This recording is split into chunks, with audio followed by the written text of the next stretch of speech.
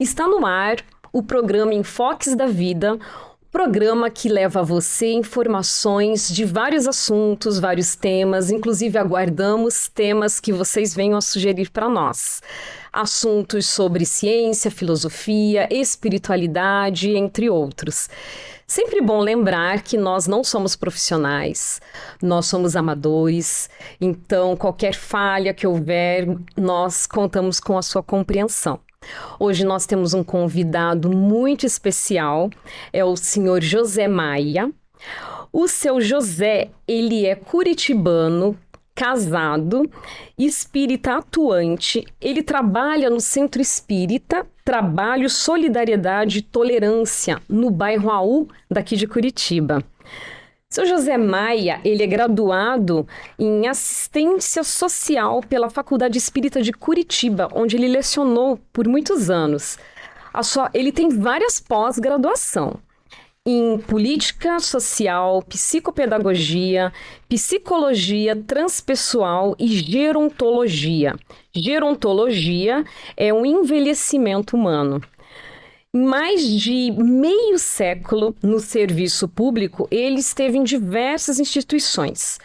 O primeiro emprego dele foi no Colégio Estadual do Paraná, onde ali ele teve um gosto excepcional pela escrita. Ele atuou na Associação dos Professores do Paraná, no Instituto de Pesquisa e Planejamento Urbano de Curitiba, em secretarias, em outros órgãos. O currículo do seu José Maia é muito intenso. Ele é assistente do gabinete da Superintendência Geral de Ciência, Tecnologia e Ensino Superior e membro representante do órgão em conselhos estaduais. Pessoa idosa, assistência social. Seu José integrou a primeira gestão do Conselho Estadual da Criança e do Adolescente. Participa da Universidade Aberta da Pessoa Idosa. Participou de concursos literários, foi escoteiro e ele foi declamador no programa televisivo Pingos de Saber, do Colégio Estadual do Paraná, na TV Paranaense Canal 12, que hoje é a RPC. Além disso, ele é membro do Centro de Letras do Paraná desde 2015. Então, é um prazer imenso tê-lo conosco, seu José Maia. Seja muito bem-vindo aqui no nosso programa. Hoje nós estamos aqui com o Paulo Machado. Muito bom, Denise. Obrigado, viu? Minhas boas-vindas também, minha saudação a você que nos acompanha. Eu sou Paulo Machado, convido você já a deixar o seu like, compartilhar esse vídeo, seguir o nosso canal para que a gente fortaleça esse trabalho de divulgação da doutrina espírita, essas reflexões. E dou aqui as boas-vindas ao nosso ilustre convidado de hoje, José Maia. Seja muito bem-vindo. Muito obrigado. Um bom dia a todos. É com a alegria que hoje me encontro entre vocês. Vou trazer minha humilde palavra, né, dentro das concepções espíritas que a gente abraça há tanto tempo, a partir também deste livro, Meu Filho de Papel, nascido agora, depois de uma gestação muito longa. Então é com alegria que compartilho, né, deste momento aqui no programa da Rádio Espírita do Paraná, agradecendo a honrosa oportunidade que vocês nos dão. Muito obrigado, a honra é nossa. Nós vamos falar, pessoal, sobre o novo livro aqui, recém-lançado, do José Maia, que é Reflexos do Bom Combate, ou Memórias Cinquentenárias de um Poeta Bissexto. A gente já vai entender um pouquinho isso. Mas antes de falar sobre o livro, José Maia, eu gostaria de pedir que você fizesse uma breve reflexão sobre um trecho tão marcante da Bíblia para mim, que foi o trecho escolhido aqui na abertura. Eu acho que de Paulo, talvez a passagem que mais me marca das suas epístolas, aqui no caso a Timóteo, capítulo 4, versículo 7, diz o seguinte: Combati o bom combate, terminei a minha carreira, guardei a fé. E depois ele segue, né? Agora me resta esperar a coroa da justiça que o Senhor há de me coroar. Por que esse trecho aqui, já na entrada do livro, e que reflexão você poderia nos trazer para iniciar essa conversa sobre essas palavras? Excelente questão. Então, este título está comigo já há mais de 30 anos, não é? Reflexões, aliás, reflexos, não é? do bom combate. Lembrando o apóstolo Paulo, que em várias epístolas se refere a esse tema, o bom combate. Não só esse trecho aqui, mas outros também. Estava lendo recentemente Filipenses. Ele cita ali o bom combate em alguns momentos.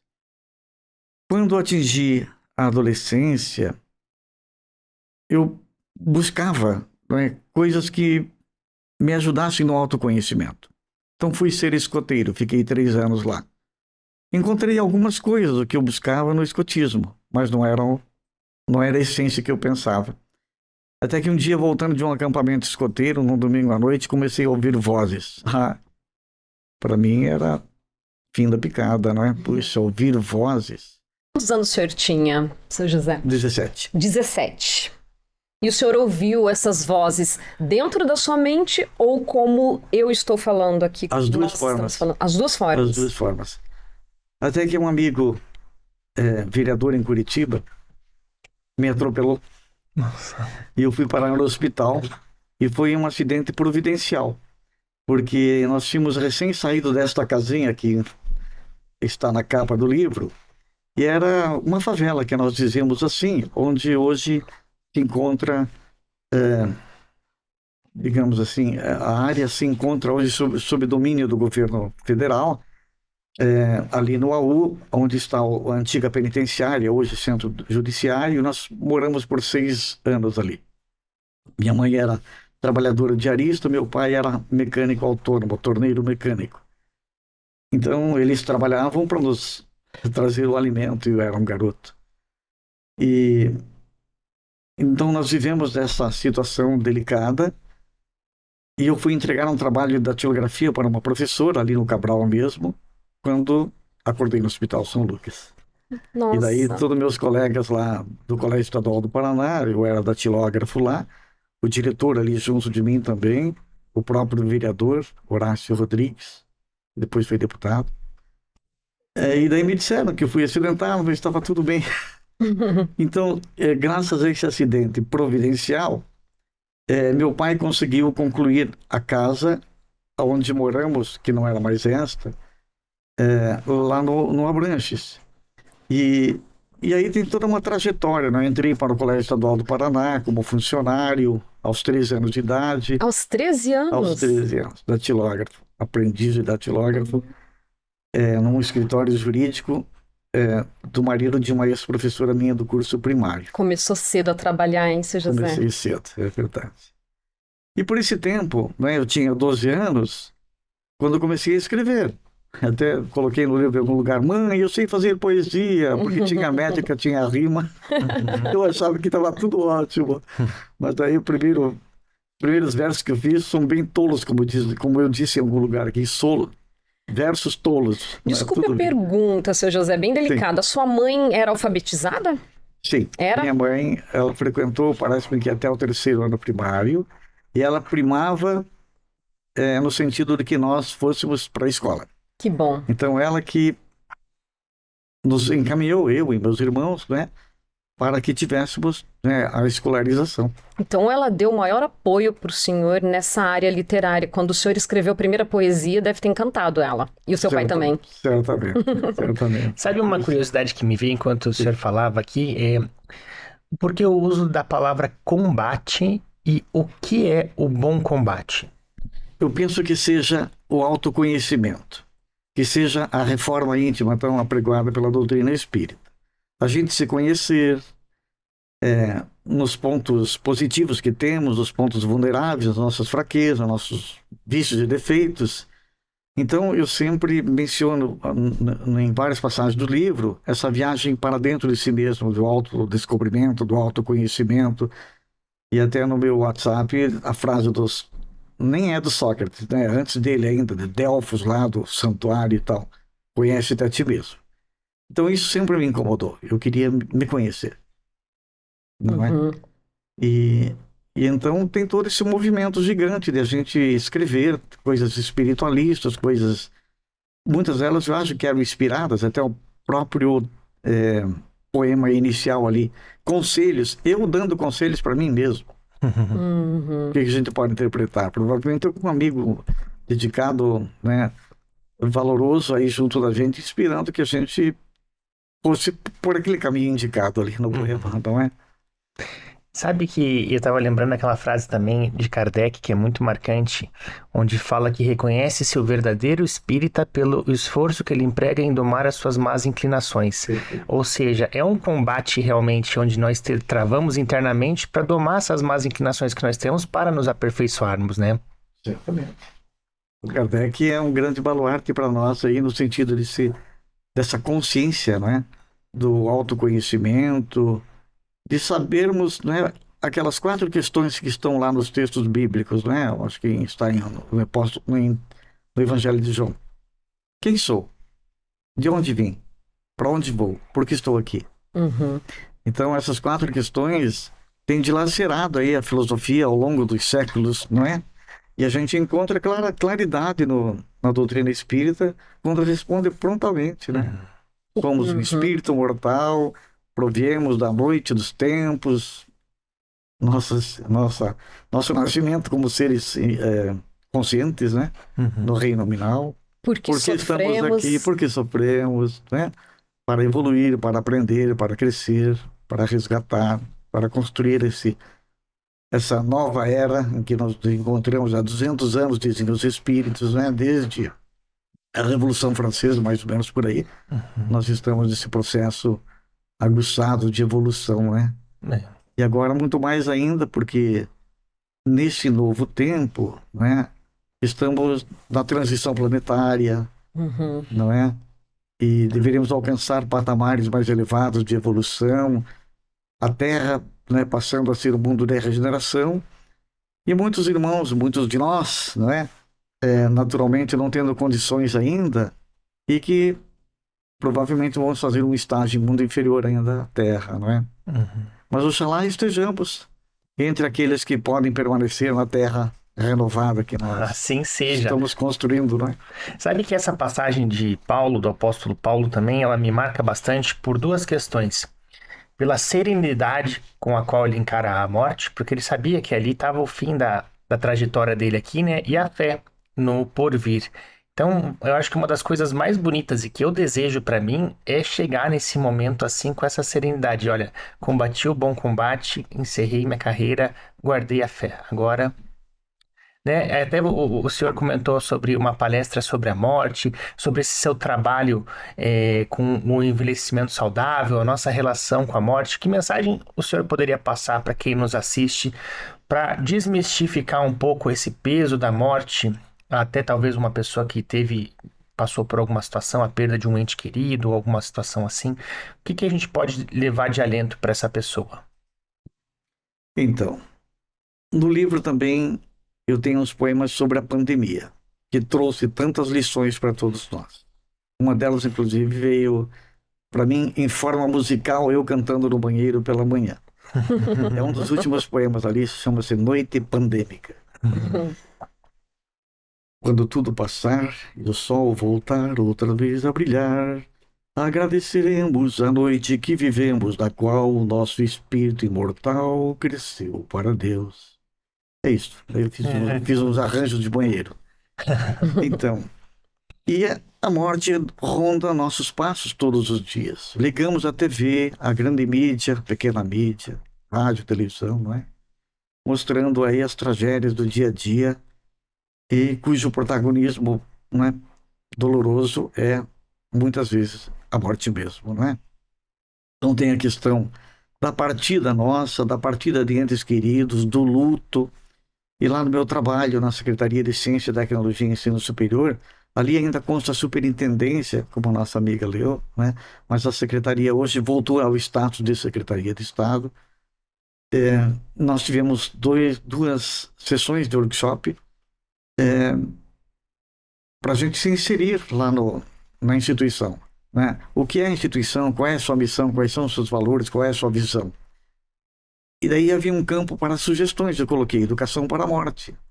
E o bolsista, o jovem que está conduzindo, né, o projeto lá, veio me procurar e disse, o que é exatamente isso que você quer dizer, educação para a morte? E eu tentei explicar assim, olha, a morte é um fenômeno inevitável. Nós entramos na vida aqui e devemos um dia sair, né?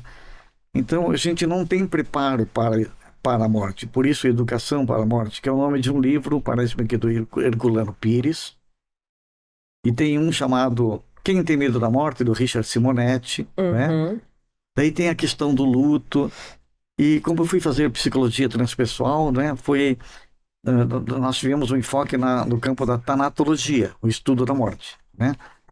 E eu disse então para o bolsista, tenho a impressão que eu poderia fazer uma palestra, abrir um debate, para que a gente aceite essa realidade. Até porque alguns colegas meus, recentemente, tiveram perdas, entre aspas, porque o Divaldo Franco diz perdas. Mas você tinha essa pessoa, você não era dono da pessoa, Sim. a pessoa não era sua. Então ele desmistifica isso. É.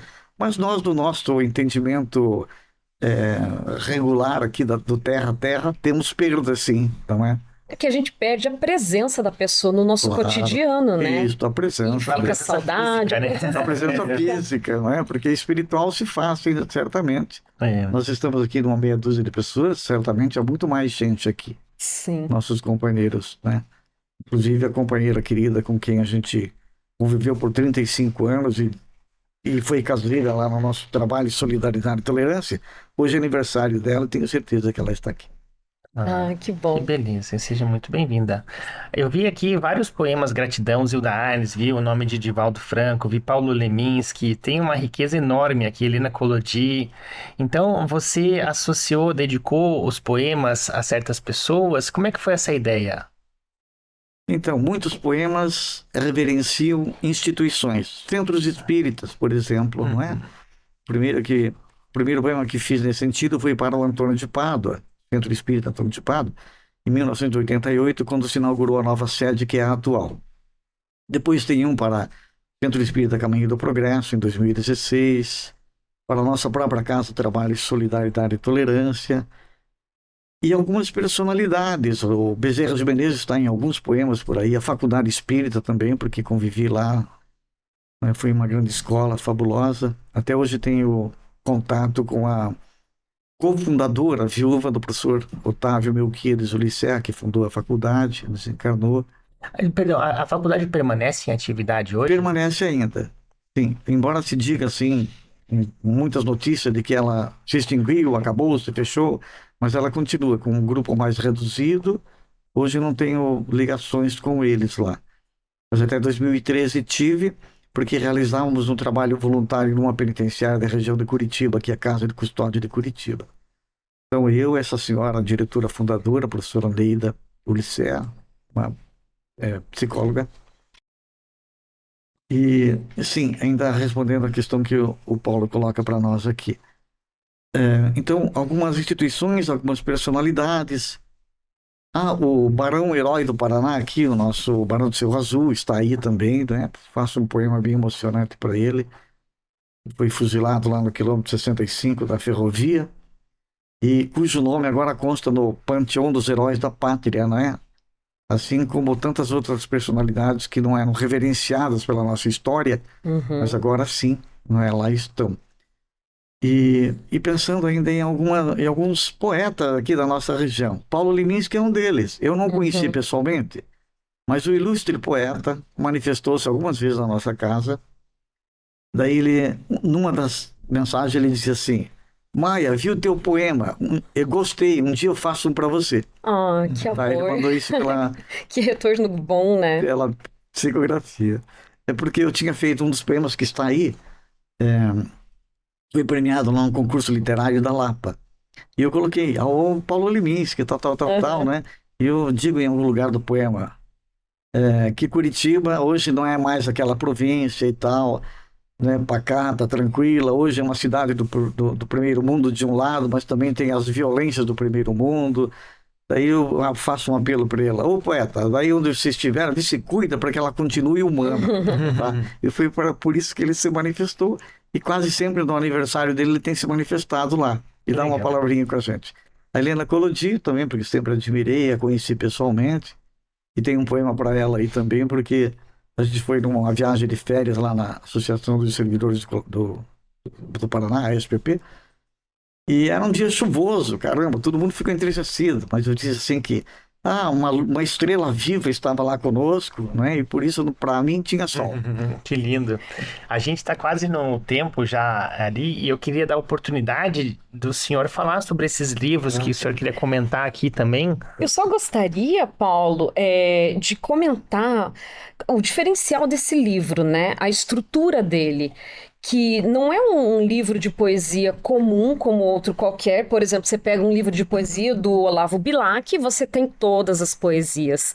Não, o senhor fez em cada poesia destaca o momento em que o senhor estava vivendo, do autor, o momento do Brasil e o momento a nível mundial também, né? Não rigorosamente nessa ordem, mas assim o leitor, ele não tem somente a leitura da poesia em si, como o momento em que se deu. Aí por isso que o senhor comentou que uma das últimas é a pandemia, né? Ou seja, faz a poesia a respeito da pandemia e pontua ali no livro o momento em que aquilo ocorreu. Isso desculpe a minha ignorância, mas eu nunca vi nada assim igual.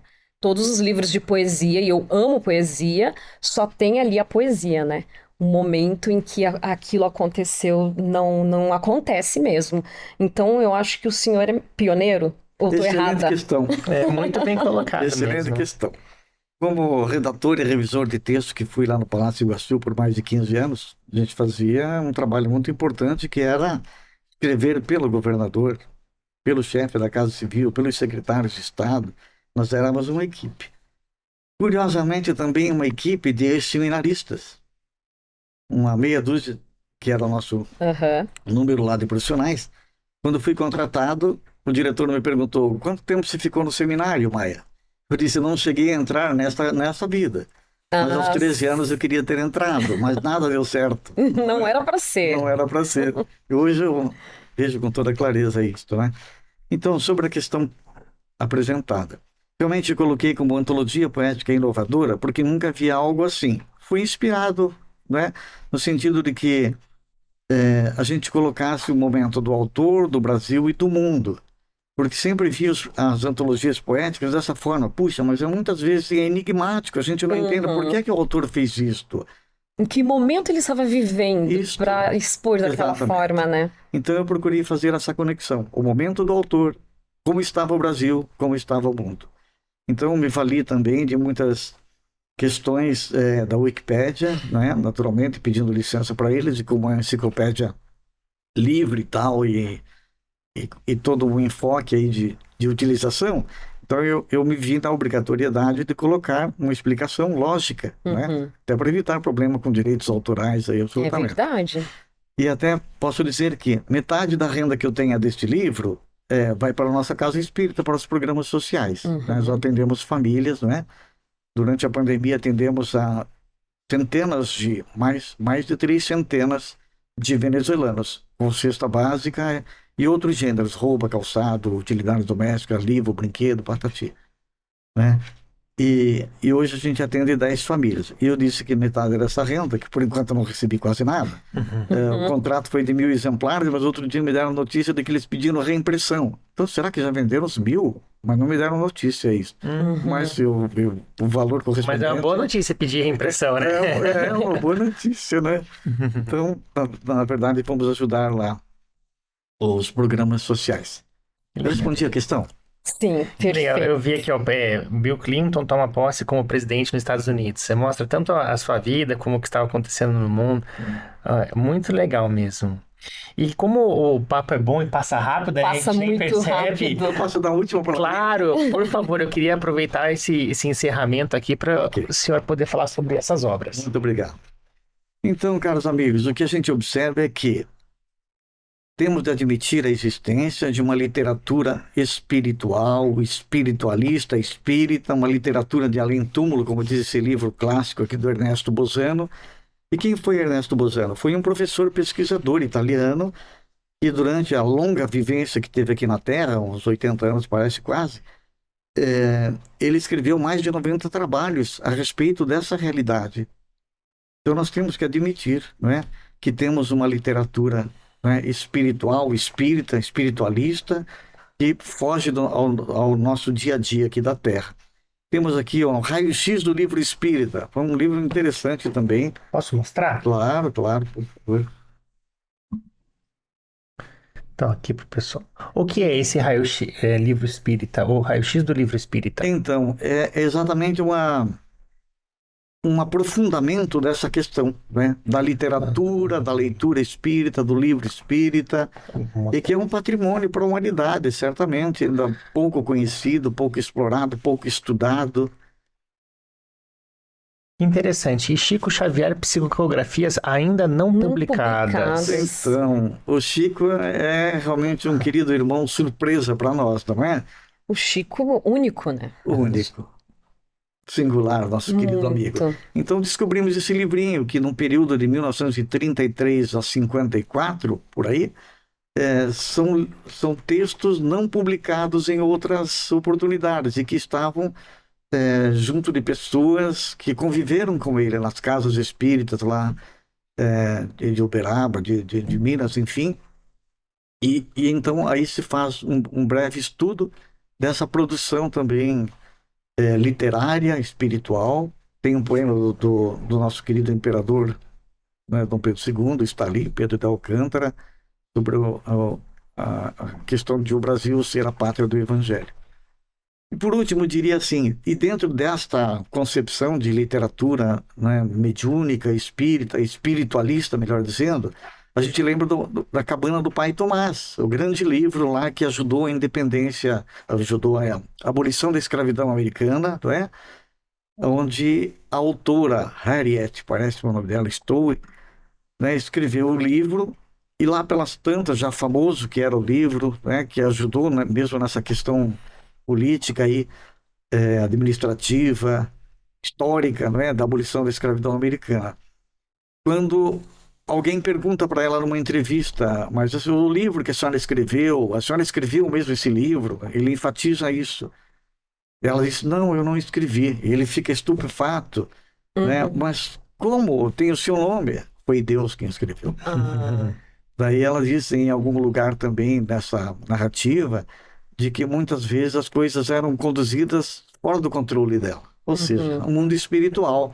Então nós temos exemplos aí na própria história de livros dessa natureza. E por último, da minha parte, para dizer assim, Balzac, Honoré de Balzac, que escreveu A Mulher de 30 Anos, por isso que as mulheres, a partir dos 30, são balzaquianas. Balzaquianas. Eu falei isso para minha neta, agora você é balzaquiana. E ela chegou aos 31, né? Então, em 20 anos de trabalho literário, Balzac, tão prolífero que era, escreveu 400 livros, está na biografia dele. Uma biografia espírita, né? Um livro chamado Grandes Vultos do Espiritismo e a Humanidade. Então, tem várias personalidades, o Santos Dumont está por lá, e outros tantos, né? E o Balzac chega a dizer assim, que muitas vezes o braço dele era movido incontroladamente, descontroladamente. Hoje ele sabe, né? Ele era médium. Era médium. Poderoso médium. Então, tem um livro chamado Balzac Póstumo, eu não sei bem o nome, que eu já vi, já tive em mãos e tal, e é onde ele mostra essa realidade.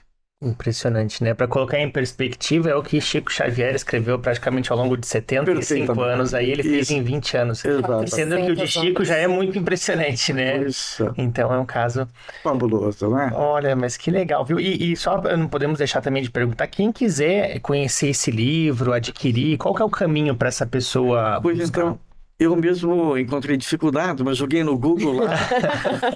Não consigo comprar meu próprio livro. Minha esposa que diz assim, mas como? Você tem que comprar o seu próprio livro. E, na verdade, o contrato era 1.000 exemplares, 15 para o autor e os demais para a editora. E eu já comprei, acho que umas 4 vezes, avulsamente, assim. Daí tem um preço especial para mim, né? Pelo menos, né?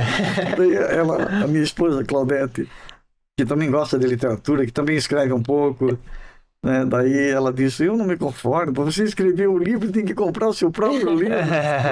Pois é, são as coisas do mundo livreiro, né? Mas eu deixo aqui a editora, né? A Arteira Editorial, que daí então as pessoas podem entrar em contato para saber como adquirir. E a editora Apri, que é francesa, está em Curitiba, né?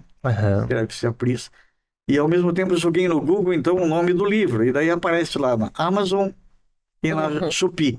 Ah, Nessas duas fontes, plataformas, aí dá para adquirir o livro. Que bom. bom, olha, agradeço muito a sua presença. Passo a palavra aqui para Denise fazer as suas considerações também, finais, e a gente depois caminha para o encerramento. Mas desde Ok. já, nosso muito obrigado. Obrigado. Seu honrado, José, feliz. muito obrigada pela sua presença. Tem agora já uma nova admiradora, né? Porque eu realmente amo poesia, quero muito ler esse livro para ver esse formato, né, bem diferenciado. E agradecemos então. Estamos aqui, pessoal, com um chazinho. Esperamos ter atingido vocês aí na sua casa. E agora eu também repasso de novo a palavra para o Paulo para fazer as nossas despedidas. Bom, agradeço, José Maia, pela gentileza de nos atender aqui, de gentilmente vir compartilhar toda essa sabedoria, todas essas reflexões.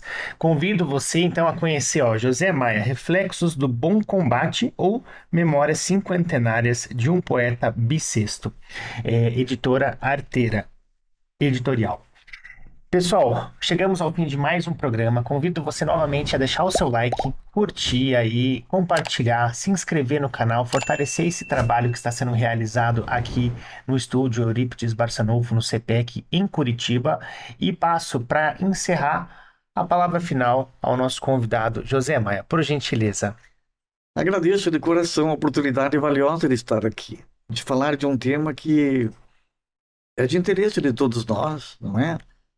Até para vermos que a literatura, a vida literária, tem uma grande tarefa, né, de esclarecimento, de divulgação da nossa doutrina espírita, lembrando Emmanuel pelo Chico Xavier, que a maior caridade que possamos fazer em relação à doutrina é a sua própria divulgação. Então, embora o meu livro, né, tenha muitas conotações do nosso terra a terra, alguns poemas que são realmente da nossa caminhada horizontal aqui, mas tem muita coisa da caminhada vertical, não é? Que é o crescimento espiritual, moral, espírita mesmo, e quantas vezes abordando questões fundamentais da nossa existência e que humildemente no meu Reflexo do Bom Combate eu consegui colocar, com a ajuda da espiritualidade, certamente. Muito obrigado, oportunidade valiosa, agradeço de coração e fico à disposição. Nós que agradecemos. Né? Obrigado, pessoal, e até uma próxima.